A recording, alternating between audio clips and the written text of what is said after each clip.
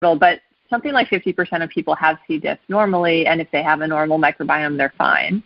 But when they get on major antibiotics because of other things going on with them, they can end up with this life-threatening infection. I think I lost a family member the same way. Oh, I'm so sorry. Yeah, well, she had a dental infection, took Augmentin, and died from C. diff very quickly, within a few days. So it is scary, and that's, as a matter of fact, I got an email from somebody. This is a little bit off topic, but I got an email from someone this morning, and their dog had crystals in the urine. No bacteria, no signs of infection, just had crystals in the urine. So the veterinarian has gone through 2 rounds of antibiotics with this animal. And I said, why? What are you treating? You're treating crystals with antibiotics? Why aren't we doing a culture? Why aren't we actually proving that there's an infection before we're throwing, and basically they're using Clavamox, which is Augmentin. Why are we using that? And I think that it is a huge problem in both the human and the animal world. Overuse of antibiotics, using them when you don't have proof of an infection, using them when you don't know which bacteria you are trying to kill off and which ones you're trying to save. And so I think that is huge, and I would like listeners to really pay attention to how often antibiotics are used and are they really necessary, because it will destroy the normal diversity of the bacteria in the gut. The antibiotics are not all that selective. They kill a lot of extra bacteria. Yeah, they harm the good with the bad. So hopefully people are okay. How many species of bacteria, or you're doing genus, so how many would you expect in a healthy gut? I mean, so you said sometimes you'll have overgrowth of 1 or 2, but in a healthy kitty poo sample that you would sequence, how many different genus were you looking at for the bacteria in general? We definitely look for a range. Typically, it's more than 20 genera, which is actually a lot. Wow. At the species level, it would be hundreds. Okay. There could be many different ones within each genus. So when people are saying, well, I'm taking a probiotic myself, or I'm giving a probiotic to my pet, should they be looking for probiotics that have multiple kinds of bacteria in there? Because I see a lot of these, and they're like, oh, well, I forget which one is acidophilus, I guess, is normally the one that's in yogurt. And people will say, oh, I'm giving him acidophilus. But in my mind, that's not supplying a broad spectrum that I would think that we would need. Yes, so I think that probiotics can be a good tool, but I tend to view them also as being a bit of a Band-Aid in some cases. They are potentially harming the microbiome, the indigenous microbiome, by taking up resources. I think in the case of probably the lactobacillus, they're more dairy associated. We don't tend to find them occurring in healthy animals that aren't on probiotics or aren't fed a cheese or milk product. Really? Oh, that's quite interesting. They're really important for young animals that when they're nursing and transitioning, when they're weaning. So the microbiome is also going to change through different life stages? Absolutely. And do you find that there are more problems with the microbiome in a certain age group, young, middle age versus seniors? I think you get sort of discrete problems. So there are some animals, and they may have come from breeding facilities where they may have overbred them, or it may simply be bad luck. If the mom doesn't have a good microbiome, then she's not going to pass on the right things to her litter. So we do find puppies that end up with diarrhea. Moms with certain microbiomes might be more likely to have a whole litter that experiences diarrhea, and they may have more trouble with weaning and starting to form normal solid stools. And that's discrete from the sort of IBD, which can develop sort of we actually have a whole range of ages for dogs and cats with IBD, but for some of them it happens more in midlife, but there's plenty of young animals as well. So, we don't entirely know. I think there's a genetic predisposition that some breeds have for IBD. And then, of course, we know that if they're if they're getting exposed to a lot of antibiotics, that can just be caused by that. Absolutely. And then late in life, things can decline as well. We know that the microbiome ages. There's a lot of interest in that because it's potentially something that we could help support and maybe reduce some of the signs of aging. Oh, that's interesting. So if I have the right microbiome, I can live forever? Yeah, no, I don't want to promise that, but maybe we can, Listen, I've got an 18-year-old dog here that we'd like him to live another 10 years. So I was hoping for that too with my 16-and-a-half-year-old. Didn't work out. Yeah, 18's great. Yeah, we have a 17-year-old too, and then we have a lot of teenagers. I feel like we're running the senior citizens hotel at this house. So you've got the 18-year-old dog is in a four-wheeled walker. We have to carry him everywhere. Out of our 6 dogs, we live with my parents, and they have a 15-and-a-half-year-old standard Schnauzer too. But out of our 6, I think 4 have to be carried up and down the stairs. So I'm really looking forward to having a rancher house someday without all these steps. Either that or I fix my dog's guts so they're perfect so that, maybe they'll be rejuvenated enough to go up and down stairs, but I don't think that's going to happen. Yeah. I don't think it's going to help the joints too much. Yeah. We could hope. I have a carriage for my old dog if I could send you. Yeah, we have 2 strollers, and our dogs are small, luckily, so we can smash 3 in one stroller and 1 in the other stroller, and then we still have 2 that can walk. So, but we do make quite the sight walking down the street with this crowd, let me tell you.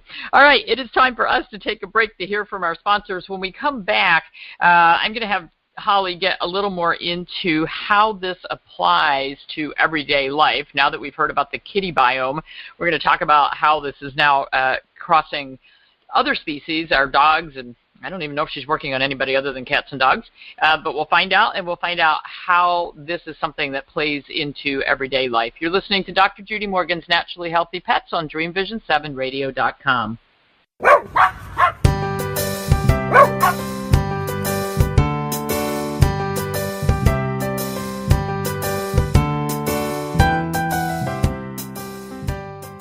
Interested in learning more?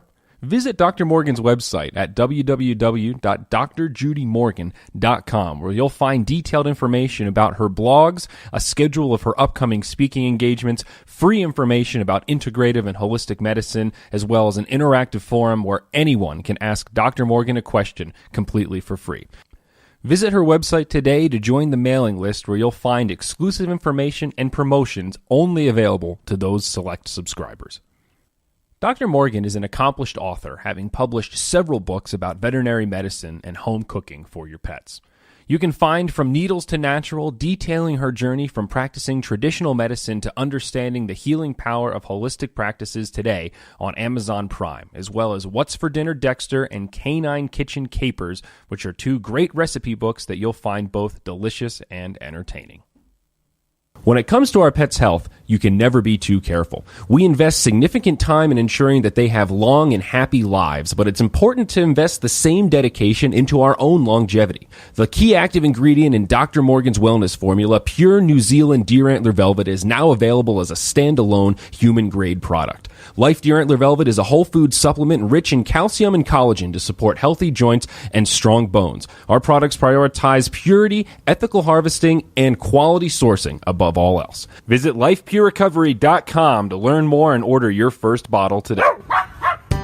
Tune into world-renowned author, speaker, and holistic veterinarian Dr. Judy Morgan, and now radio host of Dr. Judy Morgan's Naturally Healthy Pets on syndicated Dream Vision 7 radio network every Monday and Tuesday, 7 a.m. and 7 p.m. Eastern Time.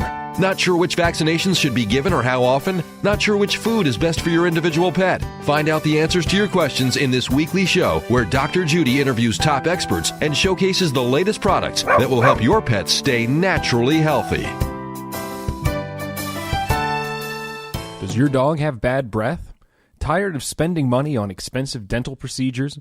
Try out Dr. Morgan's Dental Drops today and save money while maintaining your pet's oral health. With New Zealand deer antler velvet as the primary ingredient, Dr. Morgan's Dental Drops are effective for treating stomatitis, gingivitis, and ulcers. You can purchase Dr. Morgan's dental drops directly from Amazon Prime or from her website, www.drjudymorgan.com. Dr. Morgan's Wellness Formula for dogs and cats provides multiple health benefits in one product. Made with all natural ingredients sourced from New Zealand, this supplement can be used routinely to maintain overall physical and mental well-being. This product is particularly beneficial for the maintenance of joint health, nerve and brain function, skin and coat health, immune function, gut health, and liver health. Find Dr. Morgan's Wellness Supplement today on Amazon Prime or at her website, drjudymorgan.com.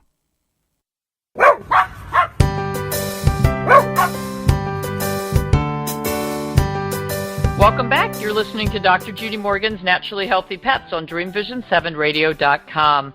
So my guest today, Holly Ganz, is the CEO and founder of AnimalBiome. And when I met Holly and we talked about this originally, I was pretty enthralled with this whole idea because of the fact that we talk so much about immunity and allergies and an immune system that's reacting inappropriately. So now that I opened that can of worms, Holly, I'm going to torture you. With all these animals with chronic allergies, whatever has caused them, whether it's a dysbiosis in the gut, over-vaccination, we're not going to open that can of worms, whatever it is that sets things into a tailspin. Have you found in your research that if we fix the gut microbiome that these allergies go away? Are they curable? Is it still something that we manage? Do we improve them but not make them go away? What's your experience with that? We have found with a number of, particularly dogs, but I think dogs and cats, that when they restore balance to the gut microbiome by introducing missing microbes using our approach, which is an oral fecal transplant, and then combined with, I think, having them on a healthy diet, that many of them who have had reported food allergies, although we tend to refer to them as food sensitivities, right, actually are able to start to eat some of these foods again. So it may be that by not having the right microbes, they haven't been able to properly process them. And what about environmental allergies? We've got all these dogs who are allergic to weeds and pollens and grasses and trees. Does it have an effect on that? Yeah, we've had some reports, but it's still early for us to really talk about that. We've definitely seen some big effects with atopic dermatitis in certain breeds of dogs, but I think we have fewer samples for the sort of seasonal environmental allergies. Oh, well, I'll have to send you a bunch from my office. Yeah. So, all right, so tell us how the process works. So somebody says, boy, my pet's got allergies, got food intolerances, chronic diarrhea, IBD. Like, I'm just sick of cleaning up sloppy poop. And let me tell you, I get more poop pictures in my inbox, although you may get more poop pictures in your inbox than I get. We might be even there. We might have to compare notes. But so if somebody is contacting your company, or if they're going to their veterinarian and saying, hey, we need to check out this AnimalBiome thing, what's the process? Walk us through it. Yeah, so we sort of work both with people and also with their veterinarians. It depends on what they prefer. Because we grew out of citizen science, we started with a direct-to-consumer approach. They contact us. We can send them a sample kit where they collect a bit of poop. They mail it to us. Then we send them the results. We're aiming to get that to them within a week. And then they have a PDF report that they can share with their veterinarian. We also have a web app where they can look at the results. But we found that this report is really useful because it's something that they can email. And we also provide some interpretation assistance to them as well, because not everybody took microbiology or really cares about different kinds of bacteria. So I get this report, and now it tells me my pet has an overrepresentation of these one or two bacteria, even though he might have 10 different ones. Most of it is sitting over in column A or column B, whatever. So where do we go from there? That's great information. What do I do with it? Feed him the paper. Exactly. Yeah, it became very obvious very quickly that we needed to have things that people could do to fix things, right? They don't care about just knowing why things are